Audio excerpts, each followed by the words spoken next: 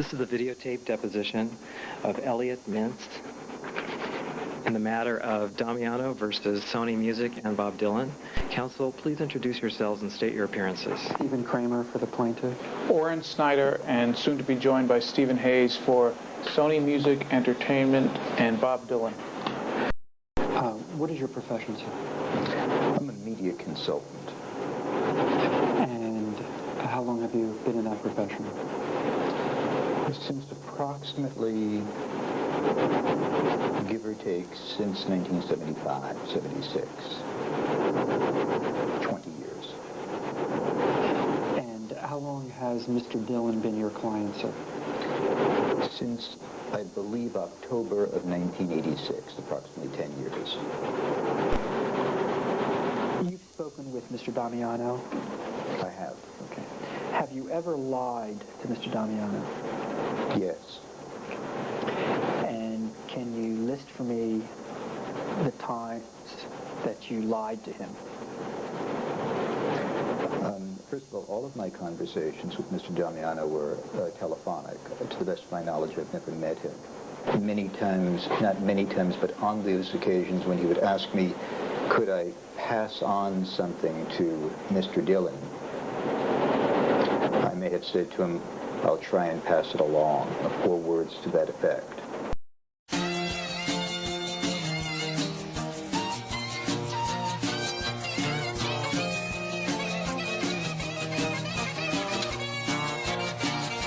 He just grabbed it out of his hand and started to read the song for him, and he was very impressed by the song. At least he seemed that way, and he said, "Oh yeah, that's very good. He loves it, and he will make sure." He swore to us.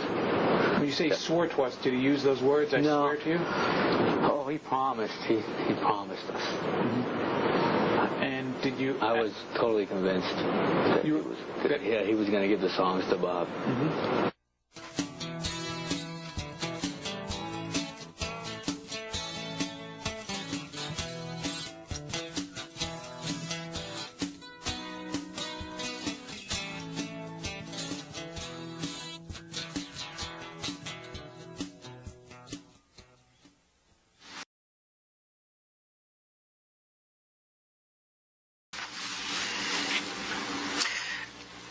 Let's go back to the Jones Beach concert, if we may, to the time when you offered the tickets to Mr. Damiano before the concert actually took place. Okay.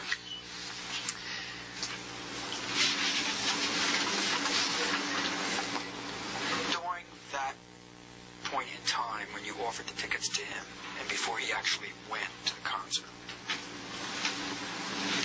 did you ever say to him or suggest to him that maybe he should bring some of his songs with him? No, I did not. Do you deny saying that, or is it you just don't recall one way or the other? I deny suggesting to Jim that he bring songs along with him. I did, however, concur with him when he asked me, do you think I should bring my songs with me? I said, sure, why not? What could it hurt? More questions. Okay. So we can end the inconvenience for you. You said you met Mikey Harris through her son, Duke. No, I met Mikey Harris first at Tony Tiller's house at a party. That's when I met. No, I met Mikey Harris first at Tony Tiller's house at a party. That's when I met Mikey Harris. Hello? Mikey? Yes? Hi. How you doing? Jim, how are you? Things have been really happening. I want to get you the book, but it's just been so crazy. That's okay. You know Frank Rand from Epic Records? I remember him, sure. Long time ago. Let me ask you a question. Would you work with me as an artist if I was working with Frank Rand? And what's he doing now? He's working with a record company. He's working with the heck's the name of the record company? It's WEA, W-E-A, but it was you know WEA, right? Right. Warner Electric and Atlantic. And he's working with did you ever hear of Eric Burden? Pardon me? Eric Burden and the Animals? Yeah, a long time ago, yes. Yeah. he's working, well, he just got done doing a project with Eric Burden, and I have a chance. Now, you know I'm a very easy artist to work with, right? I'm not hard to work with, right? Well, I don't remember you being difficult to work with. Jim handed the book, started to hand the book to him, and then someone else came over and took the lyric, whether it was a book or an envelope with the lyrics in it, took this package and walked towards the bus along with the other people, and they all got onto the bus, the door closed, and the bus drove away. Sir, I want to turn now to this meeting that you said happened with Mr. Tiller. Do you remember when that occurred? Your statement says July of '87. Is that about when it happened? Yeah, I believe so. For Anthony to come out, we sat there for a while. Jim had his lyrics books with him, one big thick book, and we were just sitting there for a while. Then Anthony came out.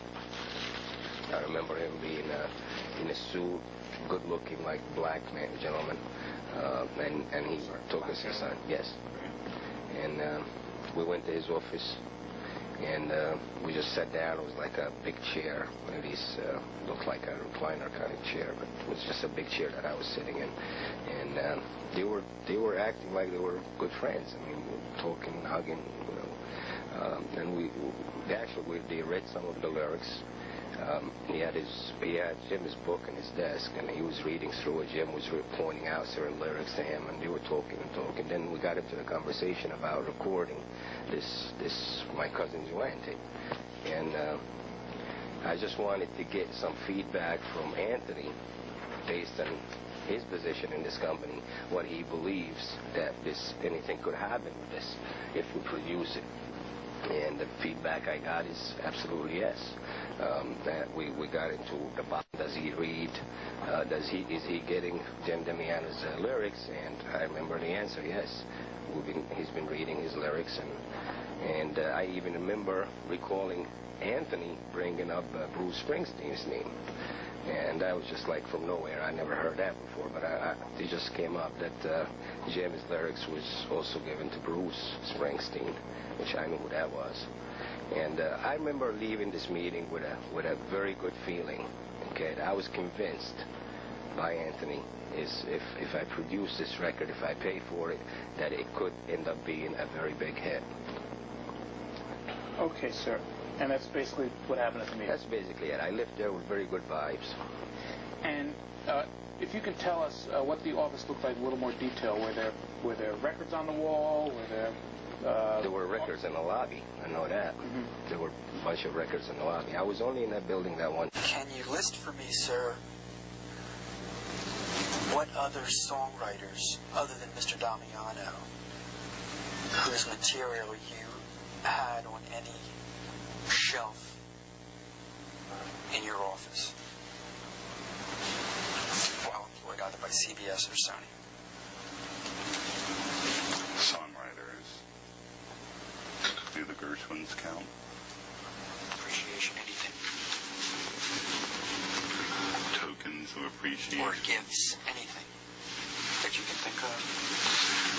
None that I can recall, but if I did it as a friend to a friend, because I considered Jim a very good friend. And I occasionally give my friends things as my friends give me things. Okay. And do you recall, let me try to refresh your recollection, if I may. I deny suggesting to Jim that he bring songs along with him. I did, however, concur with him when he asked me, do you think I should bring my songs with me? I said, sure, why not? What could it hurt?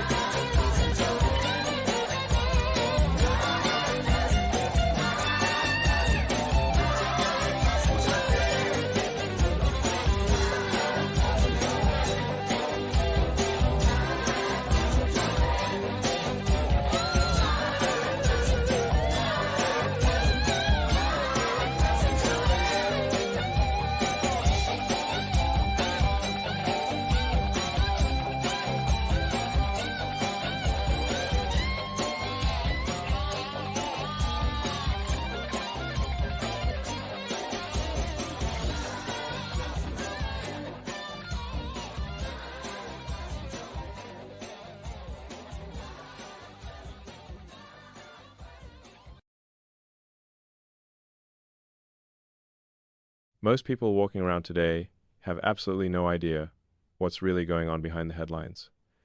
For decades, the pathway to public opinion was controlled by a handful of gatekeepers: major newspapers, television networks, established magazines. If you wanted to reach millions of people with your message, you had to go through them, and they decided what was newsworthy, what was credible, what deserved attention, and what deserved to be ignored. That gave them extraordinary power, not just to inform, but to shape, to decide which stories lived and which stories died, to determine what questions got asked and what questions never even entered the conversation, except now they couldn't, not completely. Call that. Can I object? And was this something that was turned over to us, a transcript that you're reading from? It's not a tape, Mr. Snyder. Was it a note of a conversation that your client gave to you? Yes. Deposition's over. We're leaving. We're leaving. Let's go. Cover my notes. The client's been turning over documents late. Mr. Snyder, and we just found out documents were destroyed. So please, get off your high horse. Get off your high horse, please. Before the lawsuit was filed, thank you. Blank pieces of paper. Not blank pieces of paper. Documents that he's contending were illegible.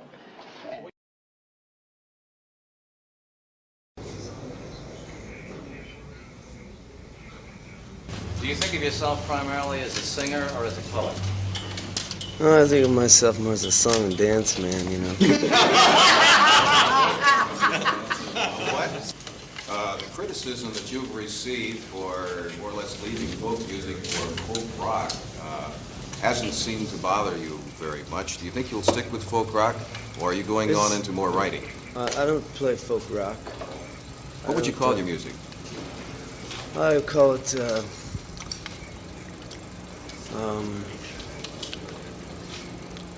I like to think of it more in terms of vision music. It's mathematical music. Would you say that the words were more important than the music? The words are just as important as the music. There would be no music without the words. Which do you do first, ordinarily? The words. Do you think there will ever be a time when you will paint or sculpt? Oh, yes. Oh, sure. Do you think there'll ever be a time when you'll be hung as a thief?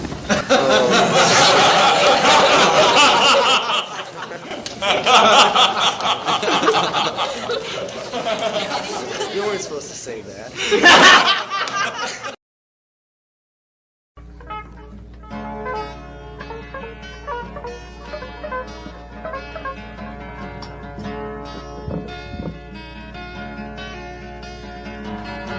Oh.